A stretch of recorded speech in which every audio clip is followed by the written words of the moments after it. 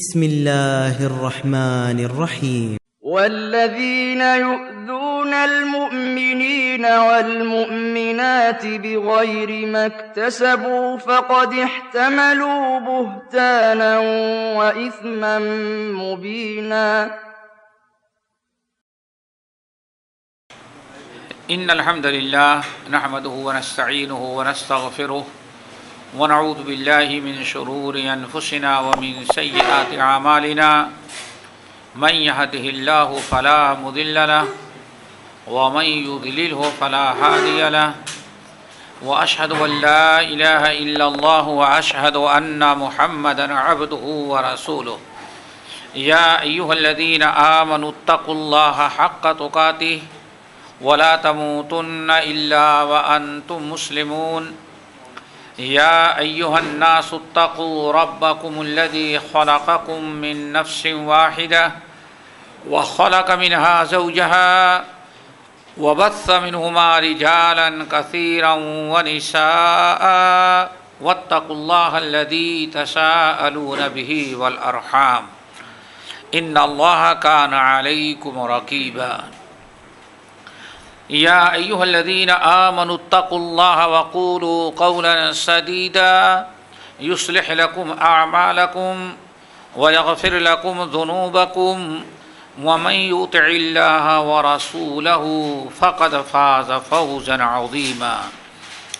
أما بعد فإن خير الحديث كتاب الله وخير الهدي هدي محمد صلى الله عليه وسلم وشر الأمور محدثاتها وكل محدثة بدعة وكل بدعة ضلالة وكل ضلالة في النار.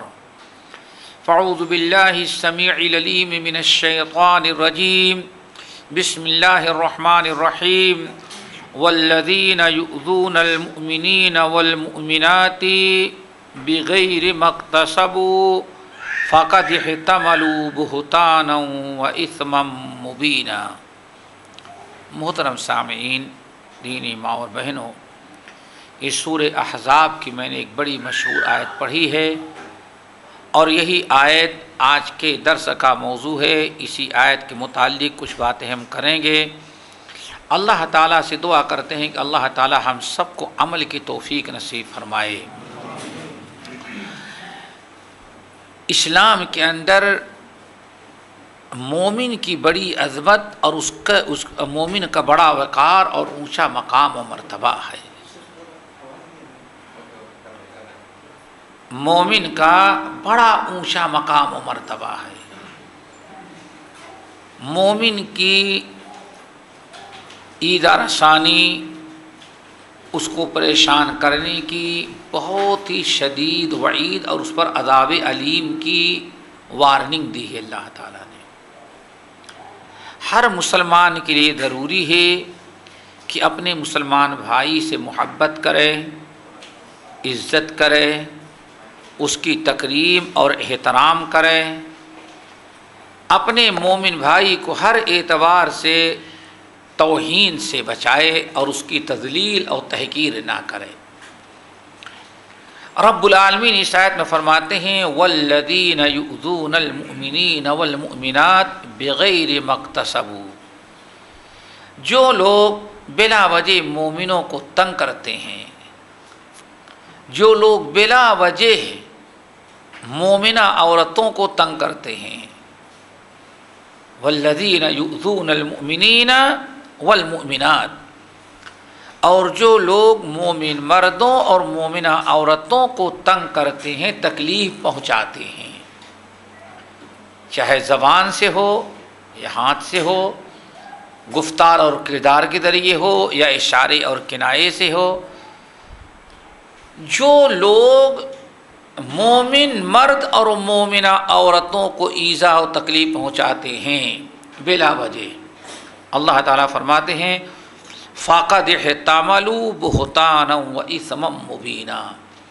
تو انہوں نے بہت بڑے گناہ کا ارتکاب کیا. اور اسی چیز کا تذکرہ رب العالمین نے دوسرے مقام پر بھی کیا ہے. یہ سورہ احزاب کی آیت اس کے متعلق امام قرطبی رحمۃ اللہ علیہ نقل کرتے ہیں کہ ایک دن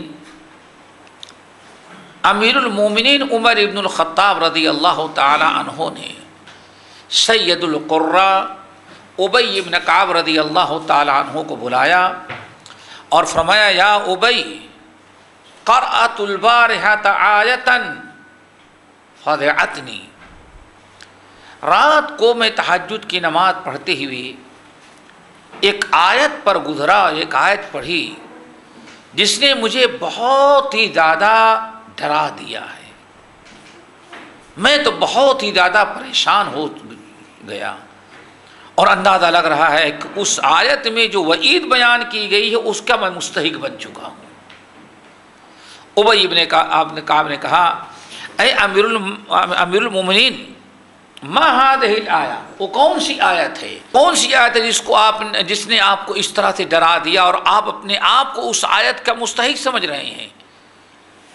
امیر المومنین عمر ابن الخطاب رضی اللہ تعالیٰ عنہ نے سورہ احزاب کی ہے آیت تلاوت کی، والذین یؤذون المؤمنین والمؤمنات بغیر ما اکتسبوا، جو لوگ بلا وجہ مومن مرد یا مومنہ عورتوں کو ایذا پہنچاتے ہیں وہ یاد رکھیں فقد احتملوا بہتانا و اثما مبینا، انہوں نے رب العالمین کے نزدیک بہت بڑا گناہ کر ڈالا، اور وہ بھی اثم مبین ہے، کھلا ہوا جرم کر ڈالا انہوں نے۔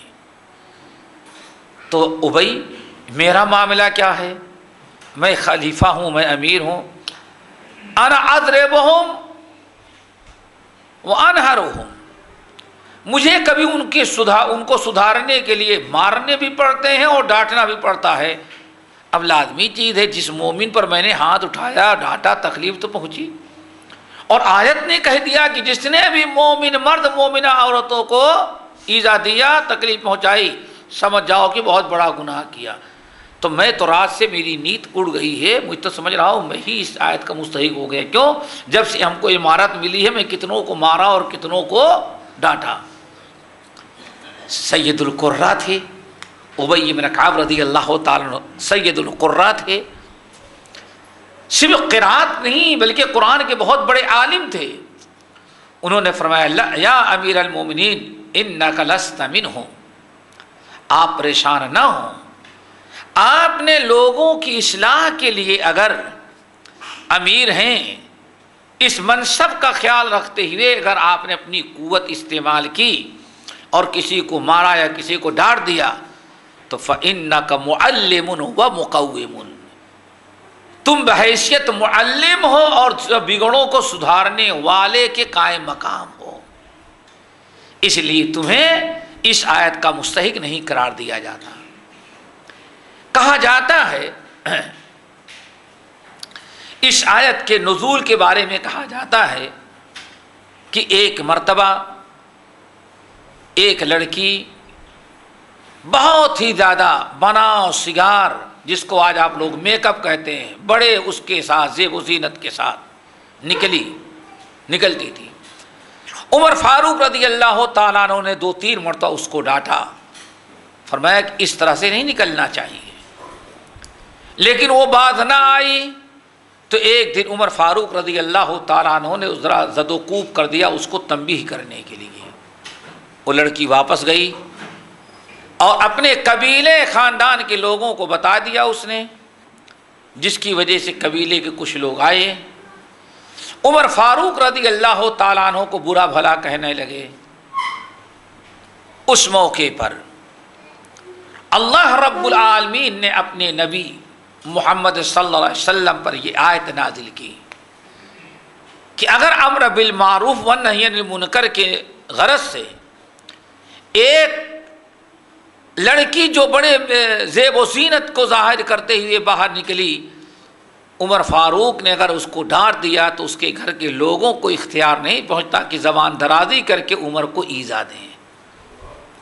یہ آیت نازل ہوئی والذین یؤذون المؤمنین والمؤمنات بغیر ما اکتسبوا فقد احتملوا بہتانا واثما مبینا۔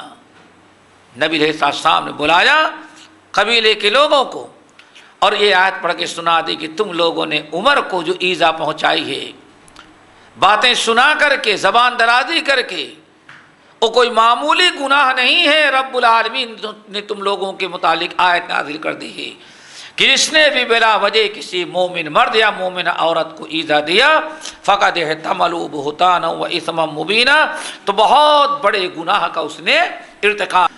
حضرت ام المومنین عائشہ رضی اللہ تعالی عنہا، یہ بڑی عجیب تفسیر ہے۔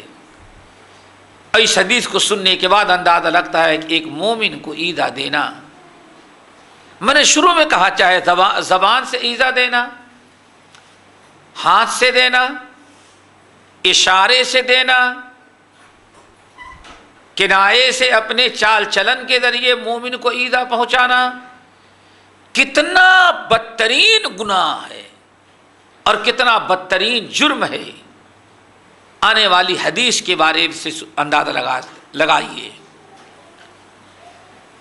حضرت ام المومنین عائشہ رضی اللہ تعالی عنہ کہتی ہیں کہ رسول اللہ صلی اللہ علیہ وسلم نے ایک موقع پر اپنے اصحاب سے پوچھا، صحابہ کرام سے پوچھا، ای الربا اربا، تم لوگ بتا سکتے ہو کہ سب سے بڑا ربا اور سود کیا ہے؟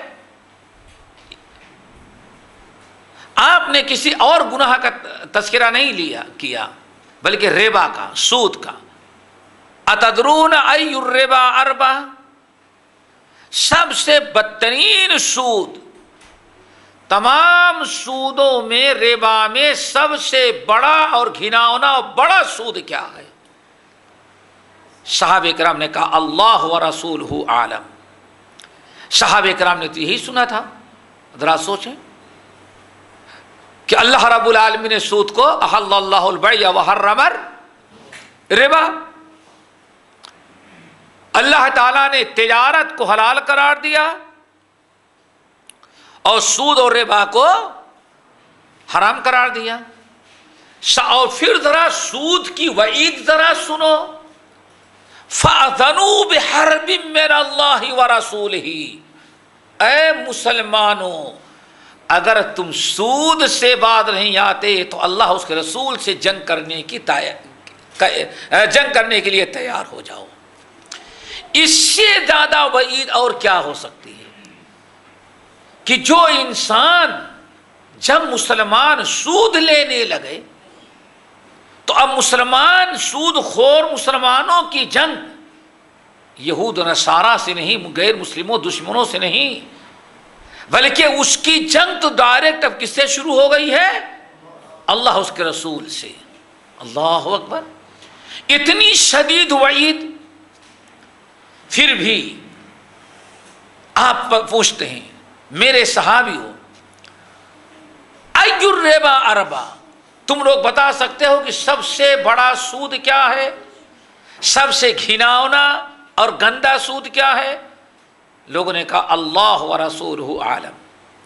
سود کی حرمت، سود کی قباحت تو ہم لوگ جانتے ہیں، لیکن سب سے بڑا سود کیا ہے وہ ہم لوگ نہیں معلوم ہے۔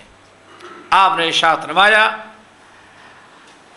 ان ارب الربا استحلال عرض امرئ مسلم، ان ارب الربا استحلال عرض امرئ مسلم، سب سے بڑا سود یہ ہے، یعنی سود کا سب سے بڑا گناہ جو ہو سکتا ہے وہ یہ ہے کہ آدمی اپنے مسلمان بھائی کی توہین کرے۔ سب سے بڑے سود کا جتنا بڑا گناہ ہوتا ہے اس سے بھی بڑا گناہ، اس سے بھی بڑی سزا اس انسان کے لیے اللہ نے مقرر کیا ہے جو اپنے مسلمان بھائیوں اور بہنوں کو ایذا پہنچاتا ہے، تنگ کرتا ہے، تکلیف دیتا ہے۔ اور سود کی سب سے شدید وعید کیا ہے؟ فَأَذَنُوا بِحَرْبٍ مِّنَ اللَّهِ وَرَسُولِهِ، تو گویا کہ اب مسلمان بھائی کو عیدہ دینے والا وہ کس سے جنگ کر رہا ہے؟ اللہ اس کے رسول صلی اللہ علیہ وسلم سے۔ حضرت عبداللہ ابن بشر رضی اللہ تعالیٰ عنہ، حضرت برا ابن عازب رضی اللہ تعالیٰ عنہ سے امام طبرانی رحمۃ اللہ علیہ نے معجم اوسط میں بسند صحیح نقل کیا ہے، اور یہ حدیث بسند صحیح منقول ہے۔ علامہ البانی رحمۃ اللہ علیہ نے سلسلۃ الحادیث الصحیحہ اور صحیح الجامع الصغیر میں نقل کیا۔ حضرت برا ابن عازب رضی اللہ تعالیٰ عنہ کہتے ہیں کہ رسول اللہ صلی اللہ علیہ وسلم نے ارشاد فرمایا، الربا 72 بابا، اے لوگو سود سے اپنے آپ کو بچاؤ، ربا اور سود کھانے سے بچاؤ، لین دین سے بچو۔ کیوں؟ ان الربا 72 بابا، 72 دروازے سود کے ہیں۔ 72 72 دروازے، 72 درجے سود کے ہیں، ایک دو نہیں، چھوٹا بڑا 72۔ وَأَدْنَاهَا، اور سب سے ادنا درجے کا سود جو ہے، مثل ای اتیان الرجل امہ، کوئی بدبخت بے شرم اپنی ماں کے ساتھ منہ کالا کرنے پر جو گناہ پاتا ہے، اتنا ہی گناہ سب سے ادنا درجے کا سود کا ہوا کرتا ہے۔ وَأَرْبَ الرِّبَا، وَأَرْبَ الرِّبَا، یہ تو ادنا درجے کا سود ہوا۔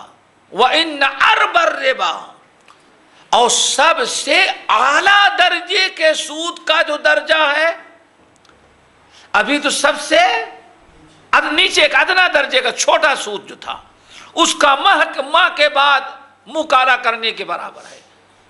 اور وَإِنَّ أَرْبَ الرِّبَا، اور سب سے بڑا درجہ سود کا جو ہے، سب سے بڑا سود، اس کا جو درجہ جو گناہ ہے، آپ نے ارشاد فرمایا اس کا گناہ اتنا ہے، استطالۃ الرجل فی ارض اخی، سب سے بڑے سود کا گناہ اتنا بڑا ہے جتنا بڑا گناہ اپنے مسلمان بھائی کی توہین کرنے کا ہوا کرتا ہے۔ اس سے اندازہ لگائیے کہ اپنے مسلمان بھائی کی توہین کرنا کتنا بدترین گناہ ہے۔ سود سے بھی زیادہ گناہ اللہ رب العالمین نے اپنے مسلمان بھائی اور بہن کی توہین کرنا، بے حرمتی کرنا، بے عزتی کرنا۔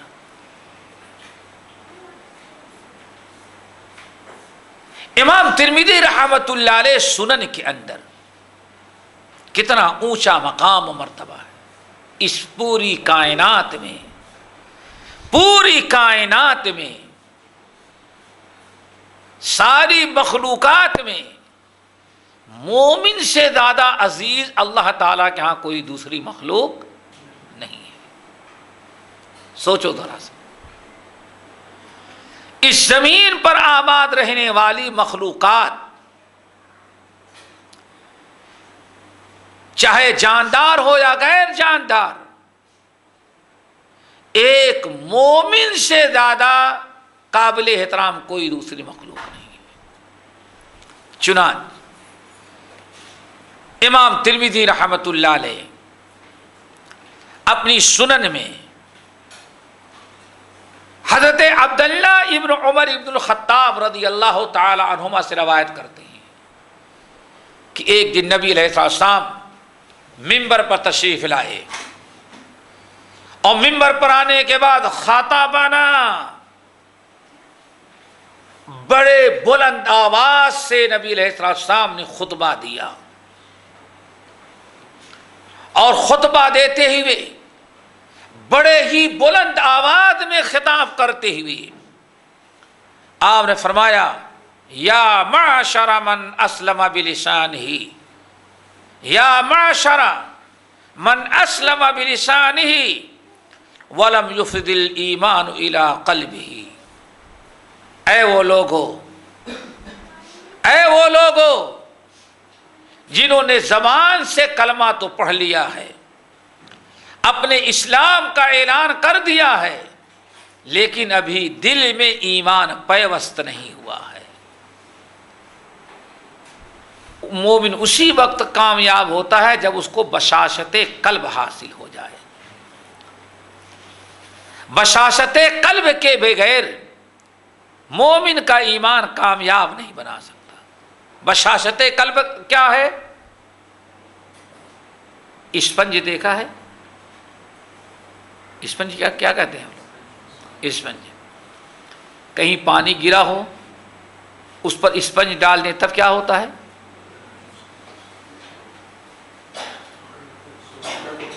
پانی کو جذب کر لیتا ہے۔ ذرہ برابر وزن رکھنے والا اسپنج ہو سکتا ہے آدھا لیٹر پانی اپنے اندر بھر لے، اس کا وزن کتنا ہو جاتا ہے؟ اس کو کہا جاتا ہے بشاشہ، اس کو بشاشہ، یہ ہے بشاشہ۔ جیسے اسپنج نے پانی کو جذب کیا، یا دودھ گر گیا تو دودھ پر رکھ دیا تو دودھ کو اس نے جذب کیا، ایسے ہی ایمان انسان کا دل اور آدمی کے اندر ایمان ویسے ہی پیوست ہو جائے، جذب ہو جائے جیسے اسپنج میں پانی یا دودھ۔ اس کو کہا جاتا ہے بشاشت القلب۔ جب ایک مومن کو بشاشت القلب حاصل ہو جاتا ہے تو اسپنج کو اگر پانی پہ ڈالیں گے، پانی کو جذب کر رکھا ہے تو اس کو اٹھائیں گے، نچوڑیں گے تو شراب نہیں ٹپکے گی، اس سے کیا ٹپکے گا؟ پانی۔ اور اگر دودھ اس نے جذب کر رکھا ہے تو اس سے دودھ دبائیں گے تو دودھ ٹپکے گا۔ ایک مرد مومن اگر سچے معنوں میں ایمان اس کے دل میں داخل پیوست ہو چکا ہے اور اسے بشاشت قلب حاصل ہے تو اب مومن سے جتنے اعمال سرزد ہوں گے وہ ایمان کے ہوں گے، اسلام کے ہوں گے، اللہ کے رسول صلی اللہ علیہ وسلم کی فرما برداری کے ہوں گے، اللہ تعالیٰ کی رضا اور تقرب کے ہوں گے۔ اور اگر اسلام کی بشاشت نہیں ہے، کفر اور شرک کی بشاشت ہے، یہودیت اور عیسائیت دلوں میں پیوست ہے، تو شراب اگر اسپنج نے شراب کو جذب کر رکھا ہے تو اس کو دبائیں گے تو حرام چیز ہی ٹپکے گی، کبھی آب زمزم اور دودھ نہیں ٹپکے گا اس سے۔ اسی لیے کمال ہے بشاشت قلب کو۔ اللہ تعالیٰ سب کو بشاشت قلب نصیب فرمائے۔ آپ نے ارشاد فرمایا بلند آواز ممبر پر، مسجد نبوی کے ممبر پر کھڑے ہو کر کے بلند آواز، یا معاشر من اسلم بلسانہ ولم یفض الایمان الی قلبہ، اے مدینے کے باشندوں، کلمہ پڑھنے والوں، وہ لوگ جن کے دلوں میں ایمان، جو کل زبان سے کلمہ تو پڑھ چکے ہیں لیکن ابھی دلوں میں ایمان، دل تک ایمان پہنچا نہیں ہے۔ زبان سے کہہ دیا لا الہ الا اللہ، اللہ تو کیا حاصل، دل و دماغ مسلمان نہیں تو کچھ بھی نہیں۔ تو معاملہ یہ کہ آدمی کا دل مسلمان ہو جائے، بشاشت قلب ہو۔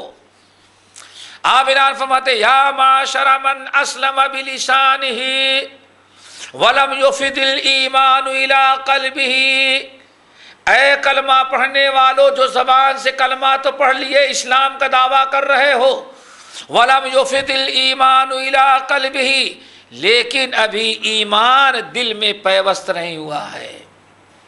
خبردار، لا تؤذوا المسلمین،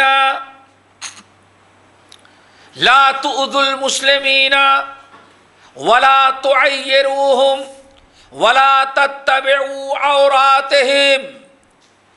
آپ نے خطبے ممبر پر کھڑے ہونے کے بعد جو بلند آواز سے خطبہ دیا، نہ توحید ہے، نہ روزہ نماز ہے، نہ اور کوئی حکام ہے، اکرام مسلم اور احترام مومن ہے۔ آپ فرماتے ہیں اے لوگو جو زبان سے کلمہ تو پڑھ رہے ہو لیکن ابھی دل میں ایمان پیوست نہیں ہوا ہے، خبردار، لا تؤذوا المسلمین، مسلمانوں کو تکلیف نہیں دیا کرو، لا تؤذوا المسلمین، مسلمانوں کو ایذا نہیں پہنچاؤ، ولا تعیروہم، اور خبردار مسلمان بھائیوں کو کبھی آر نہیں دلانا، آر بھی نہیں دلاؤ۔ آر دلانا جانتے ہو نا؟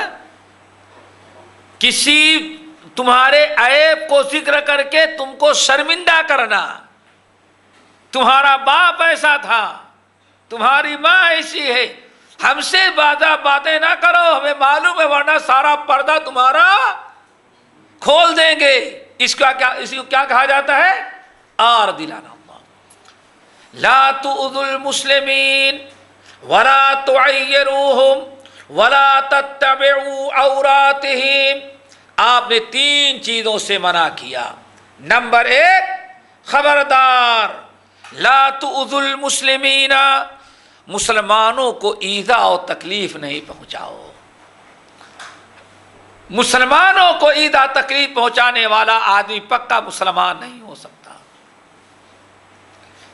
اسی لیے آپ نے صحیح بخاری کی روایت میں فرمایا المسلم من سلم المسلمون من لسانہ ویدہ، المسلم من سلم المسلمون من لسانہ ویدہ، مسلمان وہ ہے جو اپنے مسلمان بھائیوں کو اپنے زبان اور ہاتھ کے شر سے محفوظ رکھتا ہو۔ لا تؤذوا المسلمین ولا تعیروہم، اور اپنے مسلمان بھائیوں کو آر نہیں دلاؤ، شرمندہ نہیں کرو۔ اگر آر دلانے کا مطلب نہیں سمجھ میں آ رہا ہے تو ان کے کسی عیب کو ذکر کر کے ان کو شرمندہ نہیں کرو، شرمندگی سے بچاؤ۔ آج کچھ دن پہلے ایک درس میں نے دیا تھا یہاں کہ کسی بھی گناہ کو حقیر اور معمولی، کسی نیکی کو معمولی سمجھ کر نہ چھوڑو، ہر نیکی کو کرو، کسی بھی نیک عمل کو چھوٹا سمجھ کے نظر انداز نہ کرو۔ اس حدیث، اس موضوع پر درس دیتے ہوئے میں نے ابو جرئی سلیم رضی اللہ تعالیٰ عنہ کی ایک حدیث بتائی تھی۔ اس میں اللہ رسول نے ان کو جو نصیحتیں کی تھی 6-7، ان میں ایک نصیحت کیا تھی؟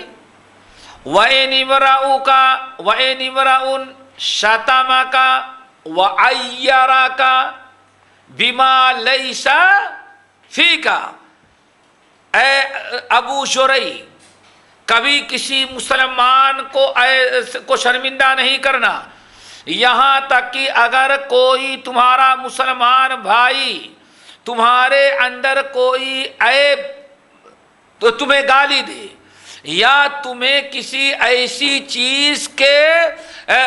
چیز سے شرمندہ کرے جو چیز تمہارے اندر پائی نہیں جاتی۔ وَإِنِ امْرَؤٌ شَتَمَكَ وَعَيَّرَكَ بِمَا لَيْسَ فِيكَ، اللہ اکبر، کسی مومن کو شرمندہ کرنا کتنا بڑا گناہ۔ آپ فرماتے ہیں اے ابو جرئی، اگر کوئی شخص تم کو ایسی چیز کے ذریعے شرمندہ کرتا ہے جو چیز تمہارے اندر پائی نہیں جاتی، تو اس کے جواب میں تم اپنے بھائی کو اس چیز سے بھی شرمندہ نہیں کرنا جو اس کے اندر پائی جاتی ہو۔ یعنی تمہارے متعلق ایسی باتیں کہہ کر کے تم کو شرمندہ کر رہا ہے جو سرے سے تمہارے اندر وہ ہے ہی نہیں، اس کے بالمقابل اس کے اندر بہت سارے عیب پائے جاتے ہیں. آپ اگر اس کو شرمندہ کریں تو سارے پردے کھول کے رکھ دیں. تو اللہ رسول فرماتے ہیں اس نے تم کو شرمندہ کیا تو جواب میں تم اس کو شرمندہ نہیں کرنا، صبر کرنا، اور اپنے بھائی کو برائی کا جواب برائی سے نہیں دینا. پتہ کیا چل گیا؟ جس طرح سے مسلمان کو توہین کرنا، مسلمان کی توہین کرنا حرام ہے، ایسے ہی مسلمان بھائی کو شرمندہ بھی نہیں کرنا چاہیے. شرمسار نہ ہو ہماری وجہ سے ہمارا مسلمان بھائی. یہاں تک کہ اگر ہمیں بہت ساری چیزیں اس کے متعلق ایسی معلوم ہیں کہ ہم چاہیں تو ان چیزوں کو بیان کر کے لوگوں کے سامنے شرمندہ کر سکتے ہیں. اللہ رسول نے فرمایا تم ایسے موقع پر بھی شرمندہ نہیں کرنا. اللہ تعالیٰ یہ حدیث ہم سب کے لیے مشعل راہ بنائے. لیکن ہم تو یہاں کہتے ہیں کہ بھائی ایک کہو گے تو 10 سنو گے. اسلام اس کی اجازت نہیں دیتا. لا تؤذوا المسلمین ولا تعیروہم. نمبر 3 ولا تتبعوا عوراتہم، ولا تتبعوا عوراتہم. خبردار کبھی اپنے مسلمان بھائیوں کے عیب کے پیچھے نہیں پڑنا، کبھی بھی اپنے مسلمان بھائیوں کے عیب کے پیچھے نہیں پڑنا. قریت کر جاسوسی کر کے اپنے بھائیوں کے عیوب کو ٹٹولنا نہیں. لا تتبعوا عوراتہم، ان کے عیوب کے پیچھے نہیں پڑو، ان کے ظاہری حالات پر فیصلہ کرو. بس ٹوہ میں نہ لگو کہ ہاں اس کے اندر کیا عیب پائے جاتے ہیں. مومن کا بڑا اونچا مقام و مرتبہ ہے. ذرا اس حدیث پر غور کریں، صحیح بخاری کی روایت.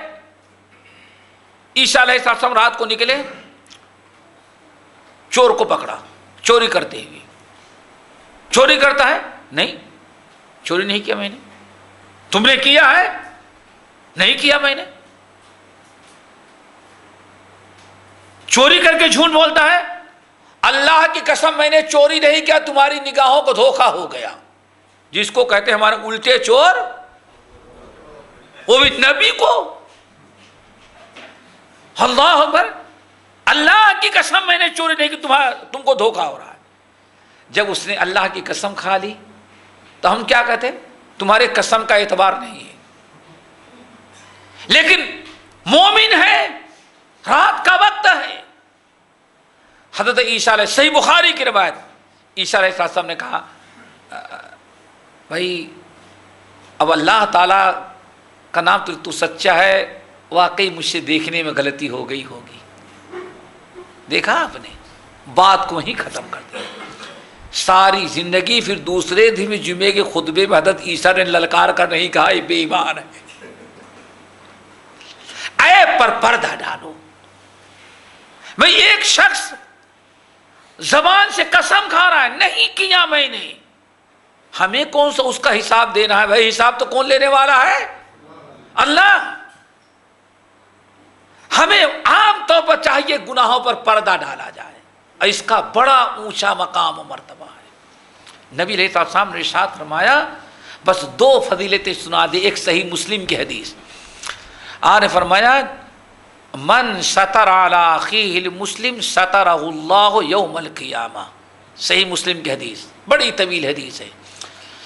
جو مسلمان دنیا میں اپنے کسی مسلمان بھائی کے عیب پر ڈالے گا تو اس کے بدلے قیامت کے دن اللہ تعالیٰ عیب ڈالنے والے کے سارے عیوب اور گناہوں پر پردہ ڈال دے گا.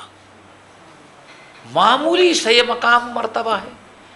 لیکن کیا ہے، گناہ پر پردہ ڈالنے میں ہم کو مزہ نہیں آتا، اس کے پھیلانے میں ہم کو ٹیسٹ آتا ہے، مزہ ملتا ہے. اگر انسان کو یہ خیال ہو جائے کہ ہم نے ان کے اندر کوئی عیب دیکھ لیا، اپنے اس مسلمان بھائی کو اگر عیب سے بدنامی سے بچا لیں تو اس کے بدلے قیامت کے دن لوگوں کے سامنے ہمیں بدنامی سے اللہ تعالیٰ بچا لے گا. تو انسان کبھی اپنے حوث کو پورا کرنے کے لیے اپنے مسلمان بھائی کے عیب کو ظاہر نہیں کرے گا. اس لیے اپنے پڑوسی، اپنے دوست احباب، اپنے مسلمان بھائی، ان کے عیوب پر پردہ ڈالے. ایک کام تو ہے پردہ ڈالنا، اور دوسرا فائدہ کیا، دوسرا ثواب کیا بیان کیا گیا ہے؟ آپ نے ارشاد فرمایا جو مسلمان اپنے کسی مسلمان بھائی کے عیب پر، گناہ پر پردہ ڈالے گا تو اللہ تعالیٰ کے ہاں اس کو ایک لڑکی زندہ بچا لینے کے برابر اجر و ثواب دے گا. وہ کیا تھا؟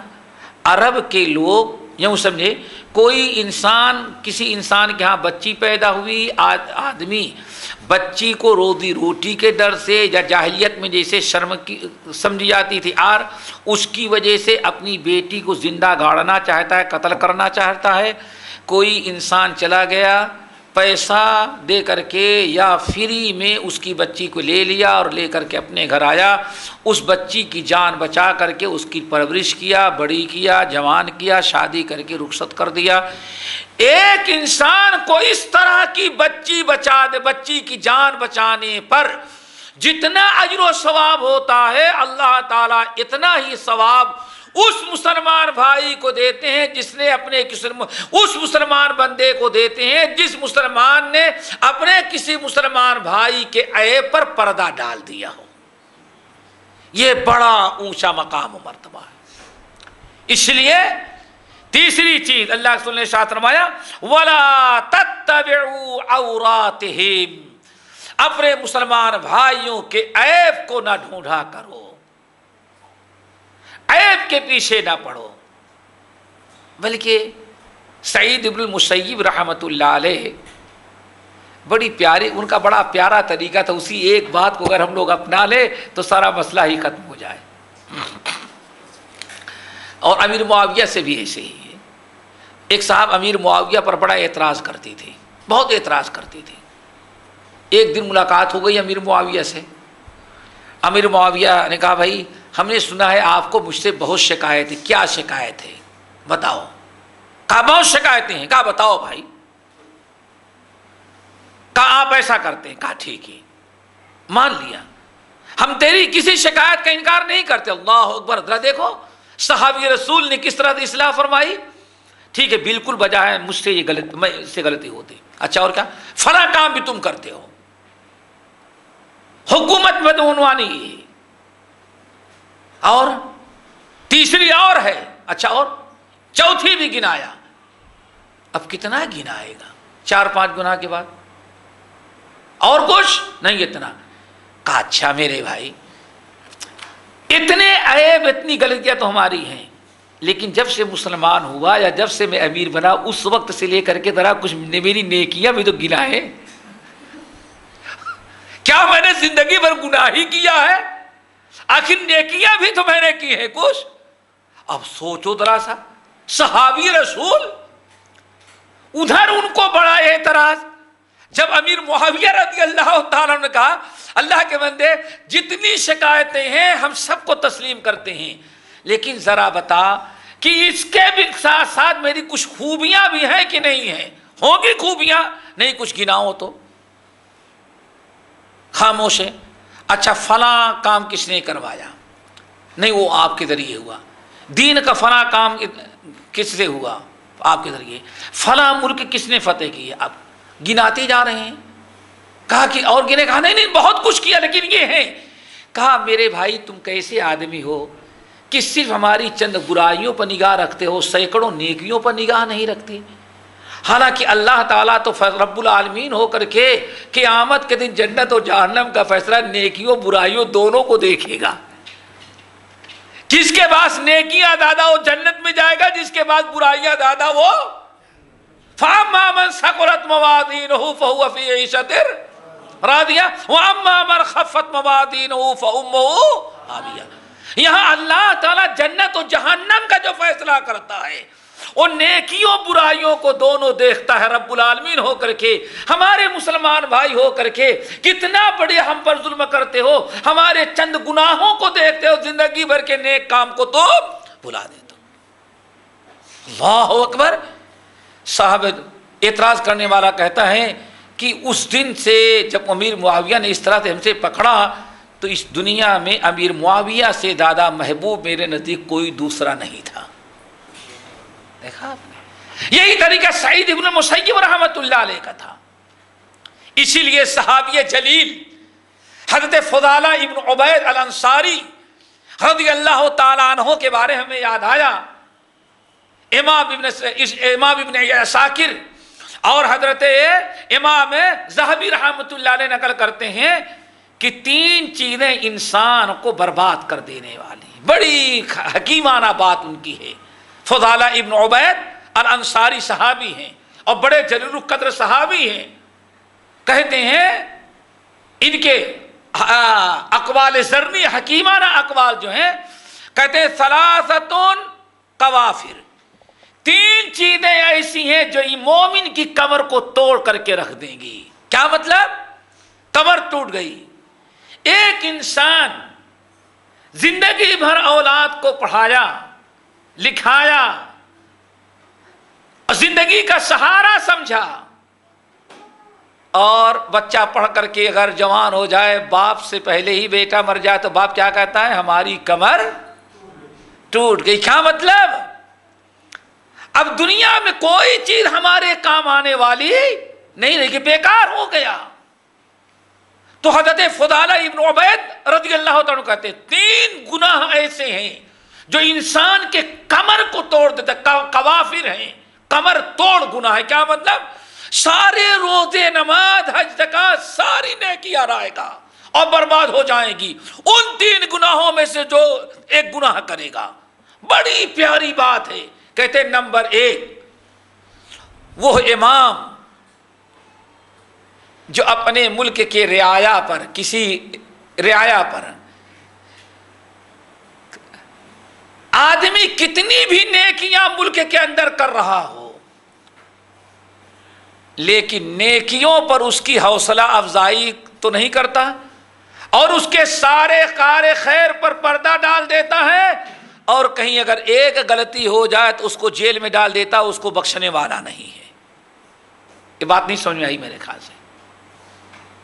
ایک مسلمان ہزاروں نیک کام کرتا ہے, ہزاروں نیکیاں پائی جاتی ہیں, اس لائق ہے کہ حکومت اس کا حق ادا کرے, اس کو سراہے, اس کا شکر ادا کرے, اس کی حوصلہ افزائی کرے. اور آج کیا کہتے ہیں, کیا ملتا ہے؟ ایوارڈ. کیا کہتے ہیں؟ ایوارڈ کرتے ہیں نا, کچھ نہ کچھ ملے اس کو. لیکن اتنی خوبیوں پر تو نگاہ نہیں, کہیں ایک غلطی ہو گئی تو چھوڑنے والا اس کو نہیں چھوڑے گا. نمبر 2 ذرا غور سے سنیں, کمر توڑ. پڑوسی ہے, اپنے پڑوسی کی خوبیوں کو تو چھپاتا ہے, کبھی ذکر نہیں کرتا, صرف برائیاں ذکر کرتا رہتا ہے. آپ کا پڑوسی, آپ کے اندر ہزار نیکیاں ہیں, تہجد گزار ہیں, امانت دار ہیں, سچے ہیں, 100 صلات کے پابند ہیں, لیکن ایسا بدبخت پڑوسی ہے, ایک عیب آپ کے اندر دیکھ لے تو جہاں بیٹھے گا شکایت کرتا رہے گا, اور ہزاروں خوبیاں جو آپ کے اندر ہیں پڑوسی اس کو, لوگوں سے کبھی نہیں کہتا بھائی یہ عیب تو ہے لیکن ہمارا پڑوسی بہت خوبیوں والا ہے, نہیں کرتا. آئی بات سمجھ میں؟ یعنی ہمیشہ آپ اپنے پڑوسی کے خوبیوں پر نگاہ رکھیں, اگر اس سے 2-4 کوتاہیاں ہو رہی تو اس پر پردہ ڈالیں, نہ یہ کہ ساری خوبیوں کو تو بھلا دیں, نظر انداز کریں, کبھی کسی سے اس کی تعریف ہی نہ کریں, لیکن اس سے ایک غلطی ہو جائے تو اسی ایک غلطی کے بنا پر پورے گھر والوں کو آپ بدنام کرتے پھریں. کتنے ہو گئے؟ 2. نمبر 3 وہ عورت, سارے کمر توڑ 3 گناہ. وہ عورت کہ شوہر اگر ہے ساتھ میں گھر میں تو اطاعت نہ کرے، اور اگر شوہر باہر چلا جائے تو شوہر کے ساتھ خیانت کا معاملہ کرے۔ ہونا کیا چاہیے تھا؟ ایک نیک بیوی کی خوبصورت نیک بیوی کی علامت اور اس کا کردار کیا ہے؟ ان امرها اطاعت ہو، شوہر حکم دے تو اس کی اطاعت کرے، وَإِنْ غَابَ عَنْهَا حَافِظَتْ ہو، اور اگر شوہر کہیں غائب باہر ہو چلا جائے تو شوہر اپنے جان اور عزت اور شوہر کے مال کی حفاظت کرے۔ لیکن فضالہ ابن عبید رضی اللہ تعالیٰ عنہ کہتے ہیں اور کمر توڑ گناہوں میں سے وہ عورت ہے جس کے روزے نماز حج زکوٰۃ ساری نیکیاں برباد ہو گئی، اس نے گناہ کر کے کمر توڑ لیا اپنی۔ کیا گناہ کیا؟ شوہر ہے تو نافرمانی کرے گی، اور شوہر باہر چلا جائے تو مال اور اپنے ذات میں شوہر کی خیانت کرے گی۔ تو بات اصل عرض کر رہا تھا میرے بھائیوں کہ اللہ کے رسول نے خطبہ دیتے ہوئے کیا فرمایا؟ یا معاشر من اسلم لا تؤذوا المسلمین، مسلمانوں کو ایذا نہ پہنچاؤ، ولا تطیروہم، مسلمانوں کو آر نہ دلاؤ، اور کیا نہ کرو، ولا تتبعوا عوراتہم، مسلمانوں کے عیب کے پیچھے عیب نہ ڈھونڈو بلکہ مسلمانوں کے عیوب پر پردہ ڈالو۔ پھر آگے کیوں؟ اگر تم اپنے مسلمان بھائیوں کے عیب جوئی سے باز نہیں آؤ گے، اپنے مسلمان بھائیوں کو ایذا پہنچاؤ گے، ان کو شرمندہ کرتے رہو گے اور ان کے گناہوں کے پیچھے پڑو گے تو یاد فَإِنَّهُ مَن تَتَبَّعَ عَوْرَةَ أَخِيهِ تَتَبَّعَ اللَّهُ عَوْرَتَهُ، جو مسلمان اپنے مسلمان بھائی کے عیب کے پیچھے پڑتا ہے تو اللہ اس کے عیب کے پیچھے پڑ جاتے ہیں۔ اور پھر وَمَن تَتَبَّعَ اللَّهُ عَوْرَتَهُ يُفْضِحُهُ وَلَوْ فِي جَوْفِ رَحْلِهِ، آپ نے ارشاد فرمایا اور جب اللہ تعالیٰ کسی مسلمان کے عیوب کے پیچھے پڑ جائے تو بند کوٹھری میں بھی گناہ کرتا ہے تو اللہ تعالیٰ اس کے گناہ کو عام کر دیتے ہیں۔ اس لیے شرافت یہی ہے کہ اپنی زبان کو بچاؤ اور اپنے مسلمان بھائیوں کے عیب کے پیچھے پڑنے کے بجائے اپنے عیب پر نگاہ رکھو۔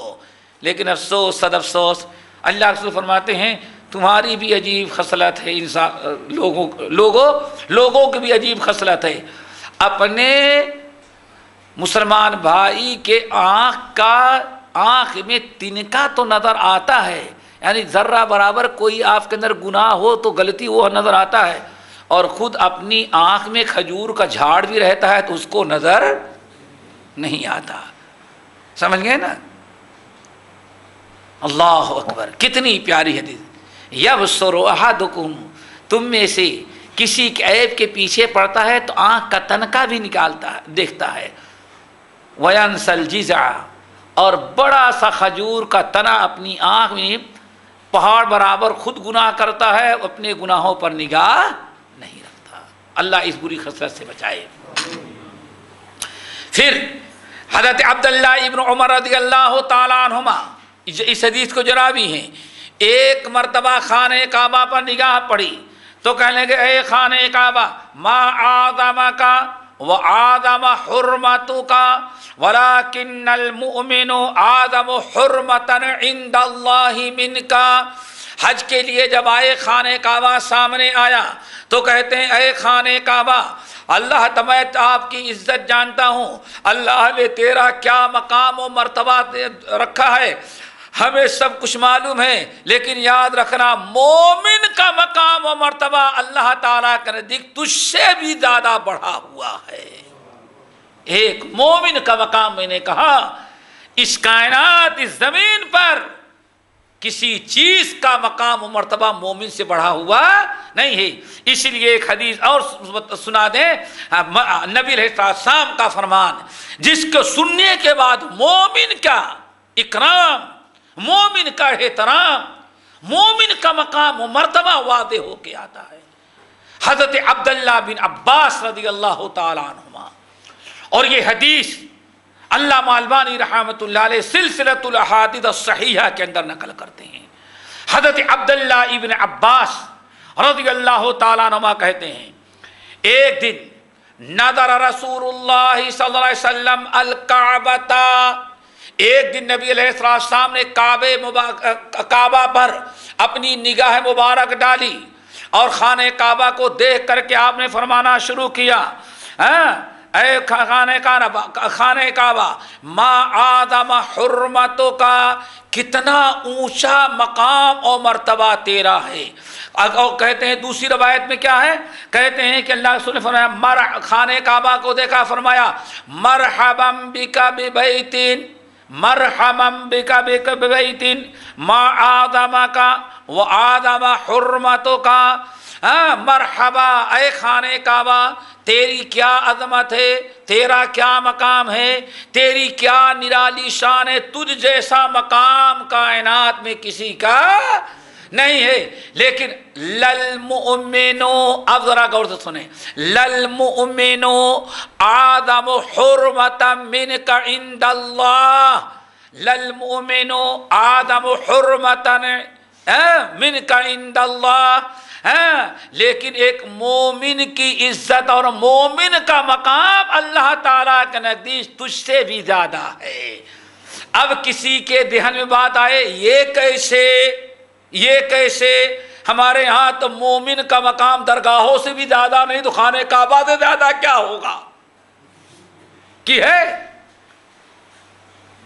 ہری جھنڈی جہاں لگ گئی بس۔ اللہ کے رسول نے اس کا جواب دیا، دلیل دیا اور وضاحت کیا کہ آخر مومن کا مقام خانہ کعبہ سے بھی زیادہ کیوں بڑھا ہوا ہے۔ اب وہ وجوہات اور نبی صلی اللہ علیہ وسلم کے دلائل سنیں۔ آپ نے فرمایا کیوں، ان اللہ حرم منک واحدتان، ان اللہ حرم منک واحدتان، کیوں؟ خانہ کعبہ مومن کا مقام تجھ سے بھی بڑھا ہوا ہے، اس کی وجہ ہے کہ اللہ نے آپ خانہ کعبہ کی صرف ایک چیز حرام قرار دی ہے، کیا؟ توہین حرام ہے۔ کیا بھائی؟ توہین۔ ان اللہ حرم منک فإن اللہ حرم منک واحدتان، واحدہ سمجھتے ہو نا؟ آپ کے نزدیک اے خانہ کعبہ مومن کا مقام اللہ تعالیٰ کے ہاں تجھ سے بھی بڑھا ہوا ہے، اس کی وجہ کیا ہے؟ فإن اللہ حرم منک واحدتان، تمہاری ایک چیز کو اللہ نے حرام قرار دیا ہے، پرانا ہو جائے گا تو ڈھایا بھی جا سکتا ہے، نہیں ڈھا سکتا؟ اور یہ سب تمہاری صرف ایک چیز کو اللہ تعالیٰ نے حرام قرار دیا ہے، وہ کیا ہے؟ توہین کرنا، بے حرمتی حرام قرار دیا ہے بس۔ لیکن وَحَرَّمَ مِنَ الْمُؤْمِنِ ثَلَاثًا، اور مومن کی تین چیزیں اللہ نے حرام قرار دیا ہے۔ بڑی پیاری دلیل اللہ کے رسول نے دی۔ فَإِنَّ اللَّهَ حَرَّمَ مِنْكَ وَاحِدَةً، اللہ نے صرف ایک چیز خانہ کعبہ تیری حرام قرار دیا ہے، اور خانہ کعبہ کی بے حرمتی کرنا ہے، یہی ہے نا؟ وَمَن يُعَظِّمْ شَعَائِرَ اللَّهِ فَإِنَّهَا مِن تَقْوَى الْقُلُوبِ، لیکن وَحَرَّمَ مِنَ الْمُؤْمِنِ ثَلَاثًا، لیکن مومن سے تو اللہ، مومن کی تو اللہ نے تین چیزیں حرام قرار دیا ہے۔ وہ کیا ہے؟ نمبر ایک، غور سے سنو، نمبر ایک حرم، مومن کی تین چیزیں، نمبر ایک دمہ، نمبر دو ومالہ، نمبر تین وَأَن يُظَنَّ بِهِ ظَنَّ السُّوءِ أَوْ كَمَا قَالَ علیہ السلام۔ مومن کی تین چیزیں حرام قرار دیا ہے۔ نمبر ایک، مومن کا خون حرام قرار دیا ہے، ٹھیک ہے نا؟ نمبر دو، مومن کا مال بلا اجازت کھانا اللہ نے حرام قرار دیا ہے۔ نمبر تین، وَأَن يُظَنَّ بِهِ ظَنَّ السُّوءِ، اور مومن کے متعلق برا گمان کرنا بھی حرام قرار دیا ہے۔ تو خانہ کعبہ تیری ایک چیز اللہ نے حرام قرار دیا ہے، اور مومن کی 3 چیزیں، مومن کا خون حرام ہے، مومن کا مال حرام ہے، اور مومن کے متعلق بدگمانی کرنا اللہ رب العالمین حرام قرار دیا ہے۔ ہمیشہ مومن کے متعلق اچھا گمان، یا ایھا الذین آمنوا اجتنبوا کثیرا من الظن ان بعض الظن اثم واحسنوا بالظن، مومن کے ساتھ اچھا گمان رکھو، کیوں؟ مومن کے ساتھ اچھا گمان کرنا بھی اللہ تعالیٰ کی بہترین عبادت ہے۔ اللہ تعالیٰ ہم سب کو عمل کی توفیق نصیب فرمائے۔ نبی علیہ السلام نے ہمیں تمام مومن بھائیوں کی عزت، تکریم اور تعظیم کرنے کا حکم دیا ہے۔ اللہ تعالیٰ مومن بھائیوں کے حقوق ادا کرنے کی توفیق دے۔ باقی انشاءاللہ اگلے ہفتے اقول قولی ھذا واستغفر اللہ من کل ذنب واتوب الیہ۔